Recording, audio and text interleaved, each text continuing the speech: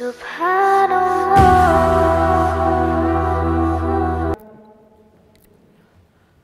subhanahu wa ta'ala adamдарды жаратып, жөн эле таштап койбостон, адамдар дүйнөдө бактылуу болсун жана өлгөндөн кийин түбөлүктүү акырет жашоосунда бактылуу болсун деп Allah subhanahu wa ta'ala дин берди. Эки дүйнөнүн бактылуулугун бир гана динге койгон. Кимде ким дин менен жашай турган болсо, Allah subhanahu wa ta'alанын өкүмдөрүн Пайгамбарыбыз Мухаммад алейхиссалам көрсөтүп кеткен жолду аткара турган болсо, ушул адам дүйнөдө дагы бактылуу, караңгы мүрзөдө жатып дагы бактылуу, кыямат кайымда дагы бактылуу, түбөлүктүү бейиште да бактылуу болот. Кимде ким Аллах Тааланын өкүмдөрүн аткарбаса, балким өз калоосу менен жашаса, Пайгамбарыбыз Мухаммад алейхиссаламдын көрсөткөн сүннөт менен жашабай турган болсо, ал адам дүйнөдө дагы кор, кыямат кайымда дагы кор, азапка душар болуп, аттин кылып, ушайман кылып, акыры тозокко түшүп калат. Allah subhanahu wa ta'ala бизге өкүм берип жатат: "Я айюхаллазина аману тақуллаха ва куну ма'ас-содиқин." О иман келтиргендер, силер Алладан коркула жана чынчылдар менен биргеликте болгула. Демек, биз өзүбүздүн чөйрөбүздү, өзүбүздүн досторубузду жакшы чөйрөлөрдөн кылып, бизге иманыбызга, намазыбызга, жакшылыкка үндөгөн, жакшылыктарды насаат кылган достордон кылышыбыз керек. Жалганчылыкка эмес, уурулукка үйрөткөн эмес, жаман пейилге эмес, балким бири-бирибизге жакшылыкка үйрөтө турган достордон кылыш керек. Аллах Таала бизге буйрук берип жатат: иман келтиргендер, Алладан коркула. Аллах Таала бардыгын көрүп турган, билип турган, ар бир нерсеге кудурети жеткен, ааламды жоктон бар кылып жараткан, ааламды тарбият кылып башкарып турган, эч кимге эч нерсеге муктаж болбогон, өмүрдү өлүмдү берген, ооруну шифаны берген, ааламды жараткан Алладан коркула. Ва куну ма'ас-содиқин, жана чынчылдар менен биргеликте болгула, калкуучулар менен эмес, балким жакшы, солих, чынчыл адамдар менен биргеликте болгула деген. Пайгамбарыбыз саллаллаху алейхи ва саллям хадисте айтат: "Тусибу биха хойрат дунья вал ахира, алейка би маджалис ахли зикр." Мен силерге бир ушундай бир амалды үйрөтөйүн. Ушундай бир амалды үйрөтөйүн. Ушул аркылуу силер ислам диниңерде бекем болосуңар, жана дүйнө акыреттин ийгилигине жетесиңер. Бул кайсыл амал? Алейка би маджалис ахли зикр. Силер Алла Тааланы эстеген адамдар менен чогуу болгула дейт. Алланы эстеген, Аллах Тааланын өкүмдөрүн эскеткен, бейиш тозокту акыреттин жашоосун этеткен, Аллах Тааланы эстеген адамдар менен чогуу биргеликте болгула. Ошондо силер динде бекем болосуңар, жана дүйнө акыреттин ийгилигине жетесиңер деди. Аллах Таалага сүйкүмдүү адамдар кимдер алар? Кимди Аллах Таала жакшы көрөт? Кимди Аллах Таала күнөөсүн кечирет? Allah subhanahu wa ta'ala Ali İmran surasının 31. ayette Allah Teala aytat: "Kul in kuntum tuhibbunallaha fattabi'uni yuhibbukumullahu ve yaghfir lakum zunubakum vallahu gafurur rahim." O Muhammed Peygamber, ümmetine aytыңыз, egerde siler çındap ele Allah Taala'nı jakşı görsöңөр, anda menin артымнан erçigile deyt Peygamberimiz. Oşondo Allah Taala silерди jakşı göröt, jana günөөңөрдү kечирет. Чындыгында Allah кечиримдүү боорукер зат. Алымдарыбыз айтат, канчалык сүннөткө адам бекем болсо, пайгамбарыбыздын кылган иштерин аткара турган болсо, ошончалык Allah менен мамилеси бекем болот. Канчалык сүннөттөн, пайгамбарыбыздын сүннөтүнөн алыс болсо, ошончолук Алланы сүйүүсүнөн алыс болот деген. Кайсыл адамдар мен Алланы жакшы көрөмүн десе, мен Алланы сүйөмүн десе, бирок Аллах Таала жиберген пайгамбар Мухаммад алейхиссаламдын артынан ээрчибесе, пайгамбарыбыз саллаллаху алейхи вассаламдын сүннөт менен жашабаса, ушул адамдын сүйүүсү жалган деген. Анткени чындап эле Алланы сүйгөндөр пайгамбар Мухаммад алейхиссаламдан ээрчиш керек. Пайгамбардын сүннөтү менен жашаш керек. Анткени сүйүүнүн талабы, сүйүүнүн закону боюнча ушундай: эгерде бирөө бирөөнү жакшы көрсө, анын жашоосун, анын жашаган жерин, анын жашаган үйүн, керек болсо анын итине чейин жакшы көрөт экен. Бир улуу бир Кайс бин Амир деген адам Лейла деген кызды жакшы көрүп калып, бир ыр саптарды чыгарган экен. Амурру аля дияри дияри Лейла, уқоббилу зал жидара вал жидара, ва ма хуббу дияри шагофна колби, валакин хуббу ман сакана дияра деген. Ал айтат: мен жакшы көргөн Лейла кызымдын шаарынан өткөн кезде, мен ушул шаардын дуалдарын өпкүлөп кучактаймын деген. Бирок ушул шаардын дуалдары мени жүрөгүмдө ээлеген эмес. Менин жүрөгүмдү ушул шаардын ичине жашаган адам жүрөгүмдө ээлеген деген. Ушул бир кызды жакшы көргөндүктөн анын шаарын жакшы көрүп, анын дуалдарына чейин өпкөн экен. Эгерде биз чындап эле Аллах Тааланы жакшы көрөсөк, анда Аллах Таала бизге өкүм берип койду: силер пайгамбар Мухаммад алейхиссаламдын артынан ээрчигиле. Ошондо гана Алланы сүйүүсүнө жетесиңер. Юхбибкумуллаху ва ягфир лакум зунубакум. Ошондо Алла силерди жакшы көрөт. Ошондо Алла силердин күнөөңөрдү кечирет деди. Пайгамбардын артынан ээрчимейинче, сүннөттөргө амал кылмайынча биз Алла Тааланы эч качан сүйүүсүнө жете албайбыз. Пайгамбарыбыз саллаллаху алейхи вассалам айтты: "Куллу уммати ядхулунал жанната илля ман аба." Менин бүткүл үммөтүм бейишке кирет кыяматта. Бирок кээ бир адамдар бейиштен баш тарткандар гана кире албайт деди. Сахабалар сурашты: "Я Расулулла, бейиштен дагы баш тарткандар барбы? Алар кимдер?" деп сурады. Ошондо пайгамбарыбыз саллаллаху алейхи вассалам айтты: "Ман атоани факад дахалал жанна." Ким менин артымдан ээрчисе, ушулар бейишке киришет. "Ва ман асони факад аба."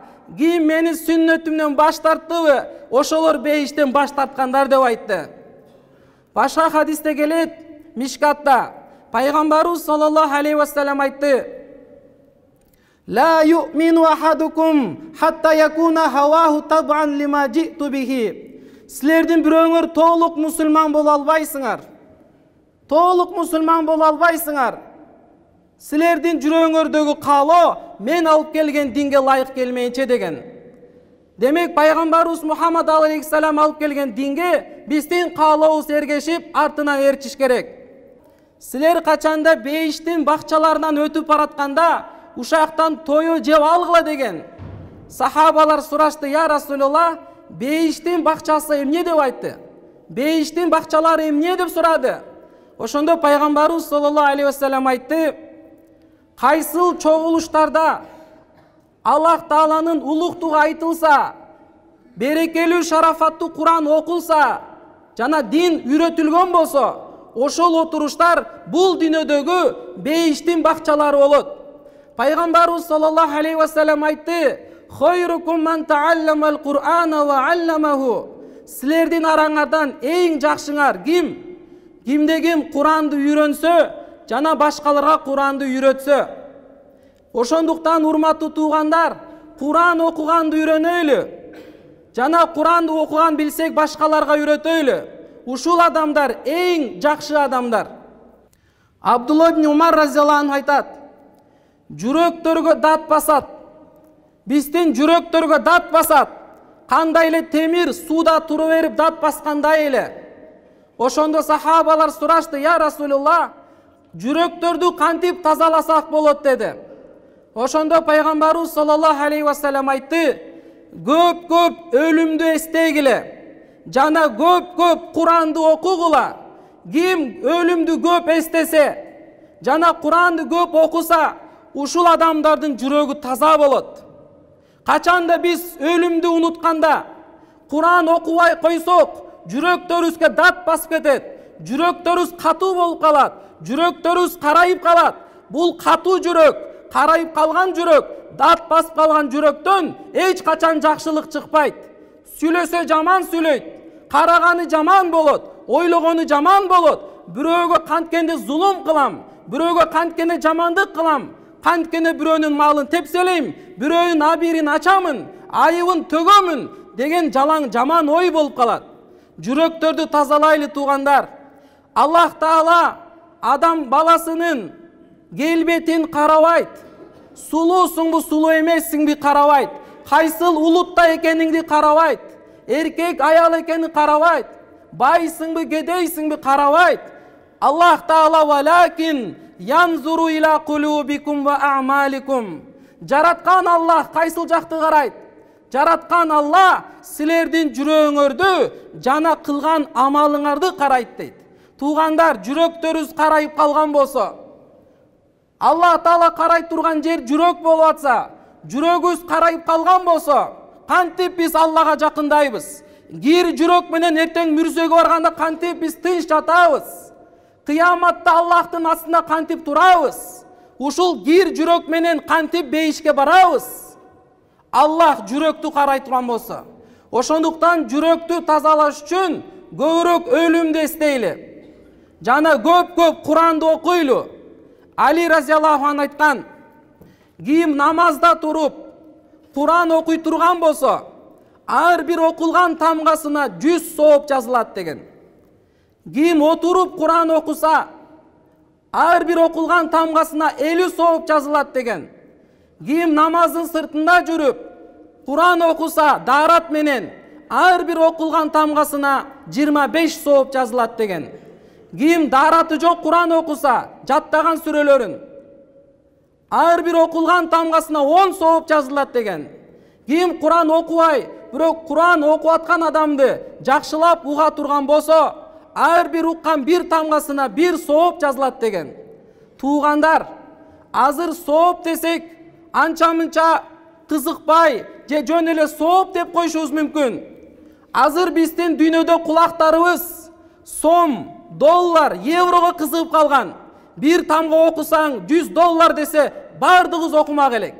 Бирок кыямат кайым келгенде туугандар, ал жакта сом, доллар, евро, тааныш, билиш, кататек эч ким жардам бере албайт. Кыямат күнү бир соопко муктаж болосуз. Ата-энеге барасыз, ата-энеңиз качат. Өмүр бою жашаган аялыңызга барасыз. Аялыңыз сизге келет. Балдарыңызга барасыз. Бирок бардыгы тең качып калат. Жок, ал сооп мага керек деп калат экен. Кыяматта ар бир соопко муктаж болуп кала турган күнүбүз келет туугандар. Лукман Хаким, даанышман Лукман өз баласына ушундай осуяттарды кылган эле. О менин балам дейт, сен өзүңө адат кылгын, дайыма аалымдар менен, уламалар менен, дамылалар менен чогуу жүргүн, ошолордун айткан сөздөрүн уккун, жана эл ичиндеги даанышман аксакалдардын сөздөрүн уккун. Анткени даанышман сөз менен Аллах Таала жүрөктөрдү, өлүп калган жүрөктөрдү ушундай тирилтет, кандай эле дөшөрлөгөн жан өлүп калган жерди тирилткендей эле дейт. Даанышман сөздөрдү уга турган болсок, жүрөктөрүбүздү Аллах Таала тирилтет. Аалымдарды сыйлоо туурасында пайгамбарыбыз саллаллаху алейхи вассалам мындай деген: 3 түрлүү адамды сыйлоо бул Аллах Тааланы сыйлоо менен барабар. 3 адамды сыйлабасаңыз, кудум эле Алланы сыйлабагандай, урматтабагандай болот. Кимдер алар? Биринчиси уулайып калган картаң мусулман, аксакалдар, чаштары агарып калган, сакалдары агарып калган аталарыбызды сыйлабагандар. Экинчиси Куранды үйрөткөндөр, Курандарды үйрөткөн мугалимдер, карыларды сыйлабагандар.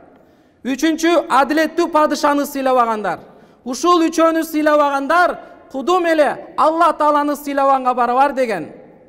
Дагы бир хадисте пайгамбарыбыз айтат: "Лайса мин уммати ман лам юбаджил кабирана ва ярхам сагирана ва я'риф алимана." Менин үммөтүмдөн эмес ушундай адамдар, ким биздин аалымдарыбызды сыйлабаса, улууларды урматтабаса, жана кичилерге изат көрбөсө, мээримдүүлүгүн төкпөсө деген.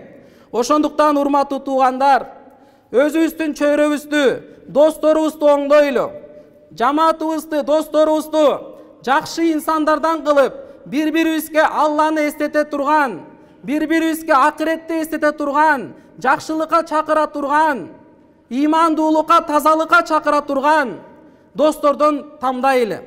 Жараткан Алла субханаху ва тааля бардыбызга айтылган сөздөргө, хадистерге амал кылганга тауфик жардам берген болсун.